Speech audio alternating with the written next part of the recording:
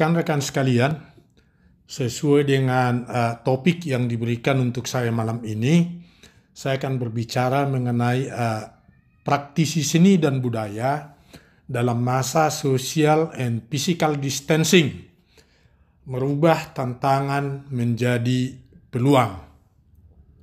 Rekan-rekan sekalian, saya mencoba membuat alur pikirnya kira-kira demikian.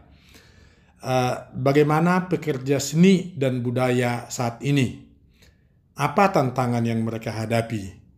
Kita lihat di sana setidaknya ada 4. Ada order yang sepi, ada yang terbiasa kita di panggung konvensional yang tiba-tiba hilang. Kemudian umumnya kita adalah para profesional spesialis yang tidak mudah menyesuaikan di dalam masa yang sulit ini. Dan yang terakhir tentu semua saya yakin adalah bahwa tabungan kita sudah menipis. Ada banyak peluang untuk setiap tantangan yang ada. Kita akan coba kupas nanti satu persatu pada keempat tantangan tersebut. Diharapkan pekerja seni dan budaya yang kita harapkan di masa sulit ini, di masa pandemik PSBB ini, adalah pekerja seni dan budaya yang tetap produktif.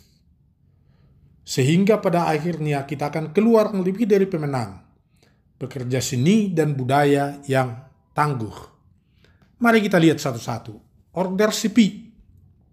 Apa yang bisa kita lakukan? Yang pertama, kita bisa berpromosi via medsos. Untuk diketahui, medsos ini di Indonesia digunakan 175 juta orang. Ini 64% penduduk kita. 53% diantaranya sekarang ini sudah menggunakan belanja online. Dan sekitar 200 menit bermedsos. Anda tahu, kita ranking 6 sedunia, lebih dari 3 jam bermedsos ria. Yang kedua, kita bisa mendiversifikasi audiens kita. Kita bagi, kita kenali berdasarkan kelompok usia maupun selera musik mereka. Kita juga harus tahu kemampuan dan kemauan membelinya. Bahasa sononya itu propensity to spend. Sehingga kita tahu menyasar target yang kita mau. Yang ketiga, kita perlu alignment atau penyatuan dengan tren. Saat ini misalkan ada banyak seminar atau khotbah online, mungkin kita bisa berkolaborasi, memberikan hasil karya kita di depan atau di belakangnya sebagai pembuka atau penutup musik. Dan juga ada banyak WA group ataupun FB group, di mana ini adalah media di kita yang sebetulnya dapat memperkenalkan karya-karya kita. Kemudian kita menyebutkan yang kedua ada panggung konvensional. Ya, kita terbiasa di depan banyak orang, di depan audiens, di pesta-pesta, diundang di keramaian dan di mana-mana. Jadilah YouTuber. Kita melink dengan tren, kita tahu itu sangat kompetitif, maka kita harus bisa membuat format, desain, dan konten yang menarik. Yang kedua, jadilah kreatif, inovatif. Apa tema-tema yang tematik, kita harus bisa buat. Kita coba juga belajar dari TikTok dan sebagainya, lihat, karena ini adalah untuk dilihat, dikemas. Dan orang dengan mudah bisa berpindah. Jadi kita harus bisa menarik mereka. Yang ketiga, networking. Kita harus dapat membuat teman-teman baru dan mengenali siapa vokal kita yang loyal kepada kita sebelumnya. Yang ketiga saya katakan tadi, kita ini terbiasa profesionalis atau spesialis. Spesialis keyboard, spesialis seruling, spesialis nyanyi, dan semacam-macamnya. Memang spesialis itu sangat penting. Karena itu merupakan trademark keahlian kita. Misalkan ada orang yang mencari pemain seruling. Dia akan tahu, oh si Polan pintar main seruling. Oh Pak Sampe misalkan. Mulai kita cari dia. Dan seterusnya, ini sebuah contoh ya. Kemudian karena ini adalah untuk dilihat, kita harus membuat asosiasi yang tipikal. Busana kita, event di mana kita hadir. Sehingga misalkan, kalau saya memakai topi, biarpun orang tidak lihat, oh iya itu Pak Sampe. Karena dia terbiasa ketika tampil pakai topi. Tetapi kita juga harus bisa fleksibel, taktis survival istilah saya, menjadi generalis. Artinya kita bisa mengeksplor genre musik apapun sepanjang kita bisa. Pada umumnya seni itu adalah satu keluarga. Kita bisa saja jadi vokalis, tapi tidak sulit kita menjadi musisi, bahkan mungkin trainer. Jadi ini adalah wilayah-wilayah yang bisa kita jelajah, kita eksplorasi di masa-masa sulit ini. Yang terakhir saya katakan tadi, dan ini betul, tabungan kita sudah menipis. Ya mungkin beberapa rekan sudah tidak punya. Tidak banyak nasihat yang saya bisa katakan di sini. Bahasa saya adalah berpadalah pada yang ada.